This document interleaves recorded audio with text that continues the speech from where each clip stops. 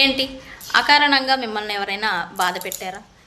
తీవ్రమైన బాధకి మీరు గురి అయ్యారా? మీ మనసు భారంతో నిండిపోయిందా?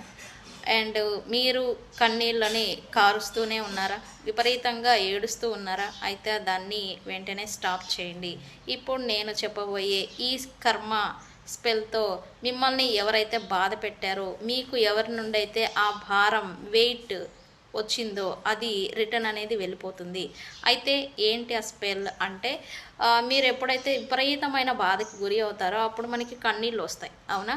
ఆ కన్నీళ్ళని ఏదైనా టిష్యూ పేపర్తో ఇలా తుడుచుకొని దాన్ని ఏం చేస్తారంటే, ఒక బ్లాక్ క్యాండిల్ తీసుకొని ఆ బ్లాక్ క్యాండిల్కి మీరు కాల్చివేసి ఏదైనా ప్లేట్లో పెట్టేసి దాన్ని యూనివర్స్లో ఊదేసేయండి. ఊదేయడం వల్ల ఏమవుతుందంటే, మీకు ఎవరి నుంచి అయితే ఈ బాధ వచ్చిందో ఆ బాధ మీ నుండి రిలీజ్ అయిపోయి ఆ వచ్చిన వాళ్ళ దగ్గరికి రిటర్న్ అనేది వెళ్ళిపోతుంది.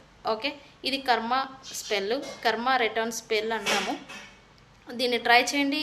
మీకు ఉన్న ప్రజెంట్ ఆ వెయిట్, ఆ భారాన్ని ఏదైతే మోస్తూ ఉన్నారో అది మీ నుండి పోతుంది. ఓకే అండి, మీరు కూడా కొంచెం హీల్ అవుతారు. ఓకే, ఈ స్పెల్ ఎవరికైనా యూస్ఫుల్గా ఉంటే ట్రై చేయండి. డిఫరెన్సెస్ ఉందా లేదా అనేది మీరు కామెంట్ సెక్షన్లో పోస్ట్ చేయండి.